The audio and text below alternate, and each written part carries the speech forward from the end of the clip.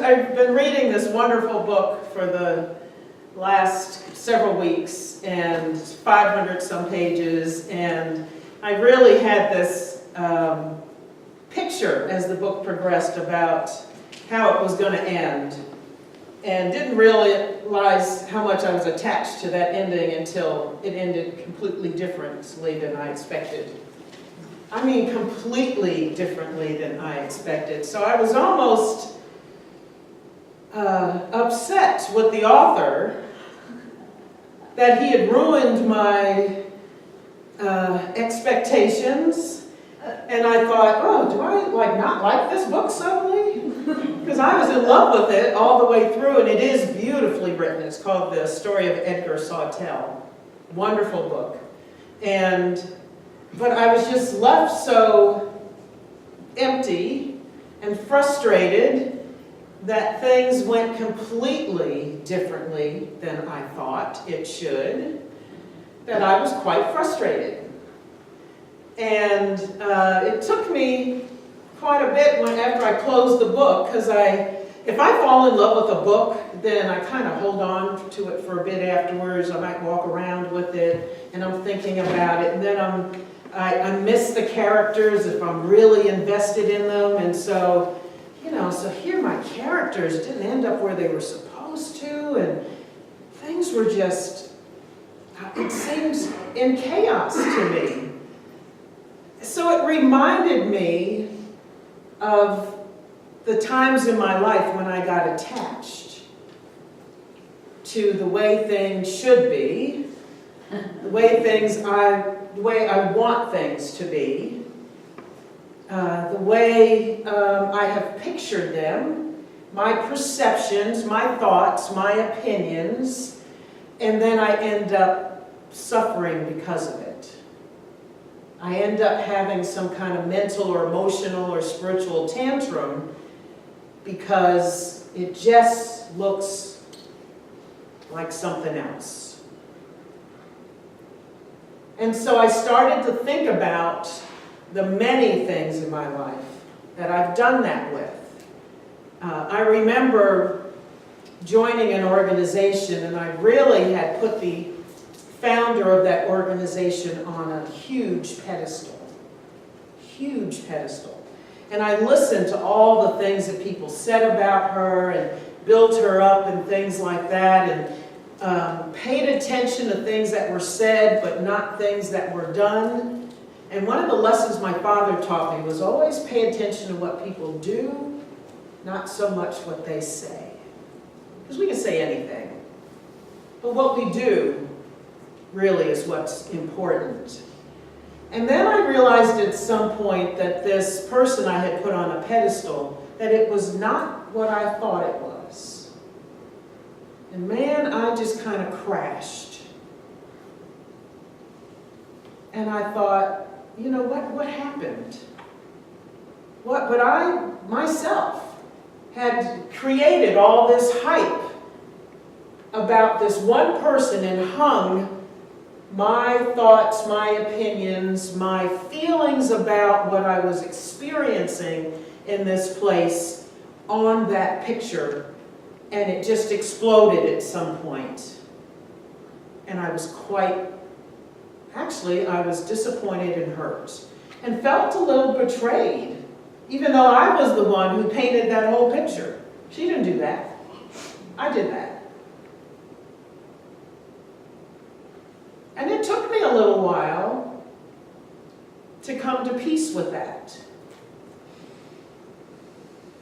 When my mother was ill when she had her 2 strokes and she was in the hospital, and that was a time of reconciliation for us and a coming back together and a place where we had a lot of ease with each other that we had not experienced for very many years. And so when that period of time lasted only 6 weeks, I was frustrated and hurt that we only got 6 weeks. And I cried and grieved and was angry at times that it was just these 6 weeks. And suffered a lot because of it. You know, and after she passed, then both parents were gone. And I didn't think she was going to, I thought I was going to have her for a lot of years. Most of the women in my family lived to be at least 99. At least 99. Wow. My father's mother, my paternal grandmother, died at 106. And so I just expected my mother would be here for another 15 years or so. She died at 84. So all of that picture that I had put together, the things I was attached to, caused me pain. And then I was attached to having a family unit that no longer existed. Both parents are gone. My older sister is gone. The 3 people who were my foundation, the people who were kind of my protector and the umbrella that I stood under, it felt like the umbrella had been ripped off of me. And so for a while it felt like my world was unsafe. And there was a lot of pain and grief about just wanting that family unit right here, right now, the way I thought it should look. And man, the grieving was hard. Not really for the individual people in the family, but for the family unit and the family feeling and the family presence around me. And being able to hear the voice and know that I was okay. To be able to go outside of myself and find something that anchored me. And it wasn't until I was able to really accept things as they were and to find a way to experience them in a different way that the suffering went away. Now, I can't say that I don't grieve for them still, but I'm not angry that that umbrella that I stood under for decades was gone. Because I fought that tooth and nail. And what it really presented to me was an opportunity then, because now I'm the oldest in my family. And that felt heavy. It felt like all of a sudden I had a lot of responsibility, and I didn't want it. I wanted it to be something else. And so I was attached to what I thought life should be like right now at this age. And so the peace started to come when I let that go, and I let go and let God, like the daily word said. Like the song said this morning, that I have a picture, I have a story, and I'm attached to that. And I cling to it with both hands, nails dug in, teeth locked, all tensed up. I want it, I want it, I want it, I want it. And life says, it's not here, don't have it. But still, we lock down. I want it, I want it, I want it. Right? We're in the attachment. So we get attached to different things. When I was single, and I was attached to the fact that there needed to be a partner for me. And so I always thought of the absence of the partner. And it wasn't until I let that go and I thought, I love life just like it is, that I have great friends, I have a spiritual community that I love, that I have a home that I love, I feel peaceful, my family is wonderful, and really, by this time I had friends that were family to me. And it was right when I was just grateful for what was, and I was no longer thinking about what was missing, that actually that's when the relationship presented itself. When I didn't need it anymore. When I was no longer attached to gotta have somebody here.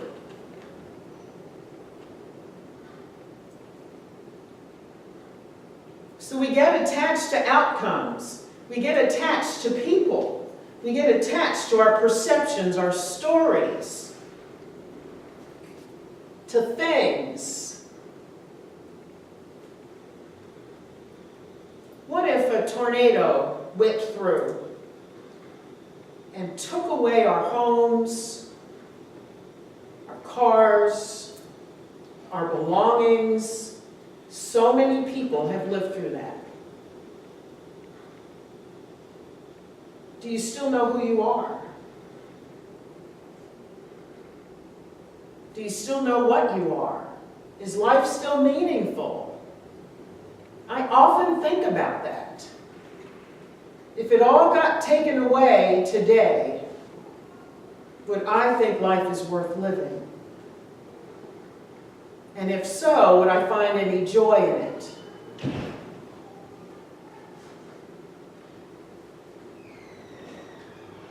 It's a lot to wrap our heads around and our hearts around. And then, spiritual principle tells us that God is everywhere, omnipresent, that there is divine love everywhere. Do we still feel it when the things we are attached to disappear? Or when life changes, or the rug gets snatched out from underneath us, and all of a sudden, we're trying to find our balance. We're trying to find, what do I stand on now? Some of you may remember when I talked about in February, my husband and I had planned a vacation for the end of February, and he ended up in the hospital and we couldn't go. And so all we had done for a couple of months, we were kind of counting down to this vacation. We're going, we're going, we're going. Oh my gosh, in 2 more weeks, we're going to see that blue water. We'll be on the ship, and it'll just be beautiful. And we'll be on the top deck looking at the stars. And suddenly, we're in the ER instead. And suddenly, life has handed us something that we weren't quite sure was going to change at all. We might have been in a much different situation that we had been in minutes before. And it took us a bit to be okay with not being on that vacation and having to deal with the medical situation we had, and wondering, maybe this is our new life.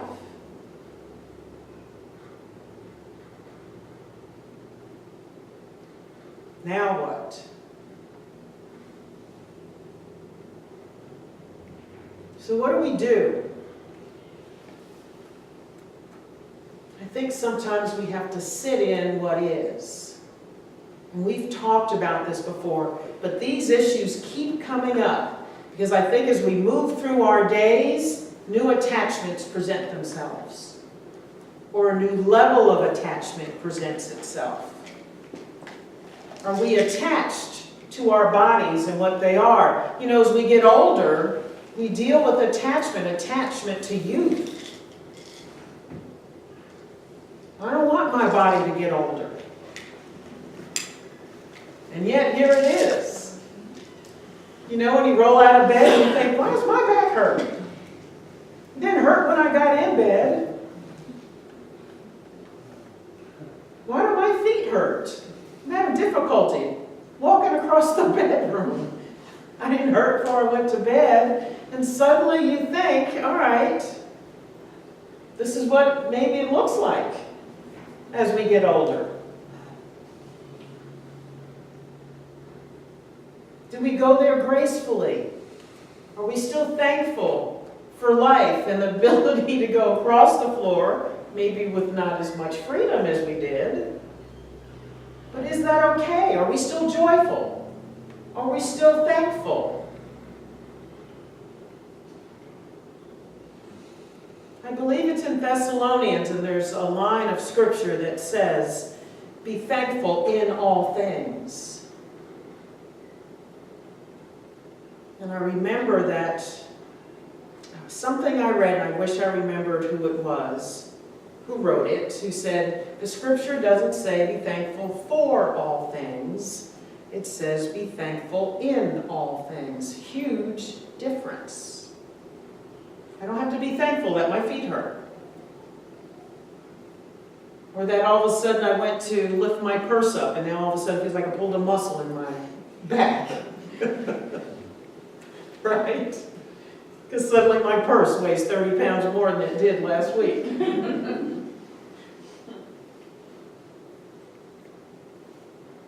30 pounds wasn't a problem 10 years ago. Am I still thankful in the middle of what is? Even though it's changed, even though it's different? And I'm still thinking about the ending of that book this morning and where those characters were.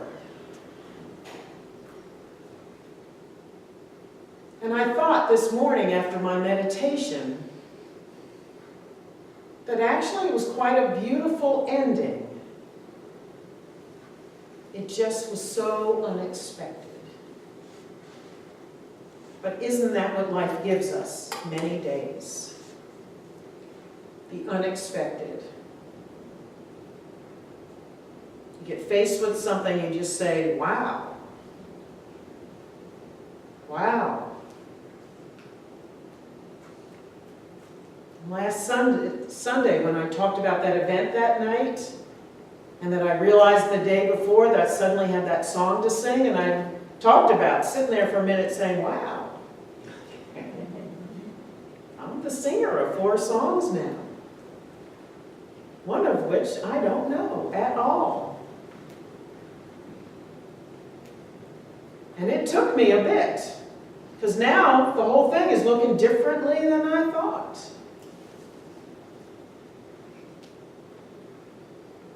And it took some time, but at some point during the day, and I was still kind of in that Sunday morning and early Sunday afternoon, and finally I had to say, okay, I've practiced the song a number of times. It is just going to be what it's going to be.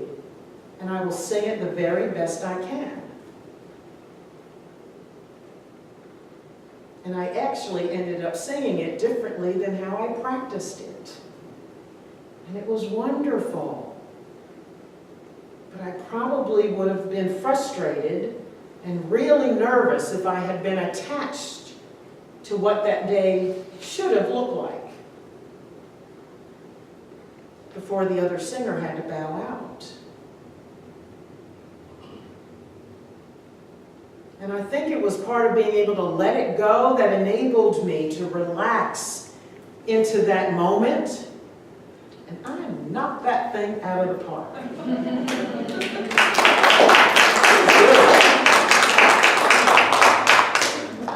And now that song is one of my favorites. The lyrics are still in my head, even though I didn't have them memorized before I sang it. Those lyrics are in my head. Those lyrics I was supposed to sing. Because at the point they appeared in that show was right after a poem that was about my sister. And boy, did those lyrics all of a sudden have meaning to my relationship with her, as it is now after she's passed away. Not as it was when she was alive. Because man, after she passed away, those first few months, I was in an emotional tantrum you would not believe. And for the first week after I got back here, I did not want to face life without her.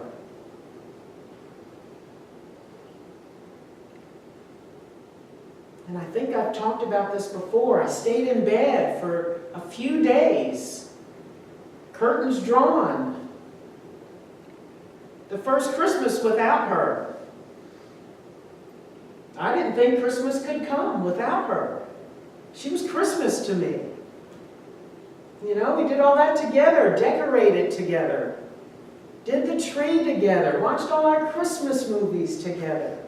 How could Christmas come without her? Right?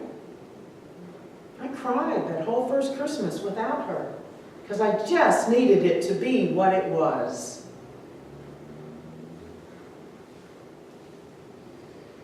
My first 48 years with her. She died at 52. Yeah. But man, when I sang that song last week, and those lyrics came up, and suddenly it was all about me and her now, how I experience her now. I experience my parents differently now. My mother collected bells. And so I have bells all over the house now. 2 of them I've hung from the ceiling, so that now when my husband and I walk around the house, we can hit the bell and hear it ring, and I think of her. She's there for me in the peal of the bell. I have one hanging from the rear view mirror in my car. So when I turn a corner or hit a pothole or something's uneven in the road, I hear the peal of the bell. Every time I turn into the alley, go into my garage, that bell rings. And I get to have her again, as she is now, as our relationship is now. My father was a wonderful singer, and I miss him a lot. He was my mentor, my touchstone, my guide, my teacher. And so there are times when I need to hear his voice and I want to talk to him about something I'm grappling with. So now, even though he's not physically here, there are times when I talk to him and I hear him. There was one day I was playing racquetball with my husband. He's a much different, he's a really good racquetball player. And I just run around the court and hit the ball and stuff like that. But I'm much better than I was. But when I get on the court with him,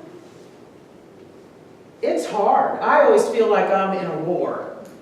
And we're playing football and it's a contact sport instead of just a racket sport. And I'm just trying to stay alive. But when I'm on the court with him, I hear my father talking to me, saying, "Play your own game, baby. Play your own game." That was one of his lessons to me. He taught me how to play tennis. But he used that as something to remind me of when I was in a situation and I was trying to follow somebody else's rules or collect somebody else's perception as my own. And he would always say, "Play your own game, baby. Play your own game." When I sing, I feel him with me because he sang, and we discussed music together. We would trade CDs, and I would hear a song and think, "Oh my gosh, he'll probably love this." And so now when I play music, I feel him all around me. So I get to love our relationship as it is now,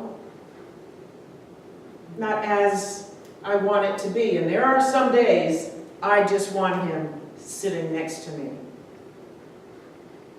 I'm not going to say those days don't happen. But I collect myself more quickly and get back to what is. Because I'm not attached to anymore, 99.9% of the time, to what it should look like. The Buddha said, the root of all suffering is attachment. We can have pain, we can have grief, but not suffering. Suffering's a choice. Pain often is not.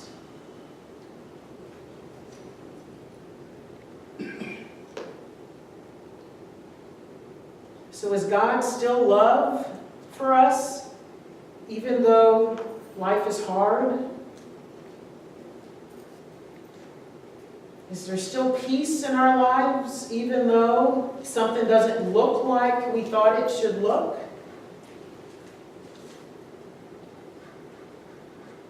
Can we stop doing this and slowly take a nail one at a time out of a situation or a picture or perception and let go and open up our arms to whatever is?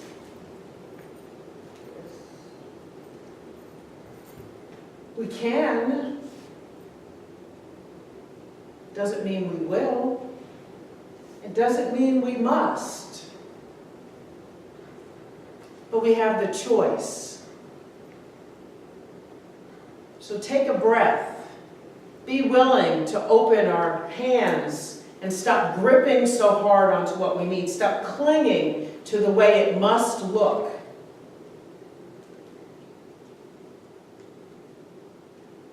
I probably get that lesson at least every other day. My computer gives me that lesson at least every other day. And now my old iPhone is doing the same. As I hit the screen again and again and again. Just open up. Right? I get to not be attached. I get to be peaceful, even though whatever I clicked on is not opening.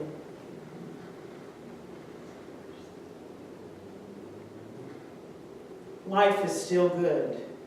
We are still goodness. We are still good. Life is still joyful and worthwhile and lovely.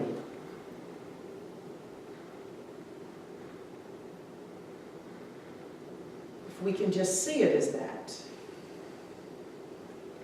Not be attached.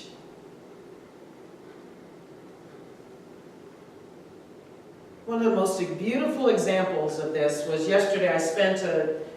Friday I spent an afternoon with someone, and her husband has Alzheimer's. And so they're at a point right now where she can't leave him by himself. And they don't have children. And right now he's also in a state where he doesn't trust other people. And so it's really just her and him. So unless she takes him with her, she can't leave the house. And so I asked her, is that difficult and frustrating?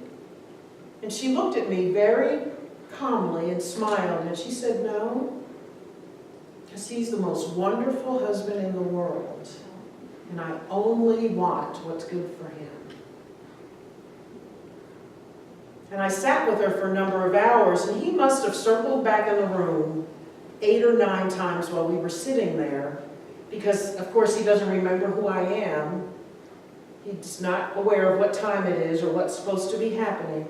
And each time she just was soft and gentle with him and said, what do you need, honey? What can I do for you? And smiled at him. And she said, we're wonderful. This is the man I love. What could be better? And I thought, man, look at that. Talk about non-attachment. Letting go and letting God. And not just being okay or tolerant of what is, but loving what is. Loving just what is.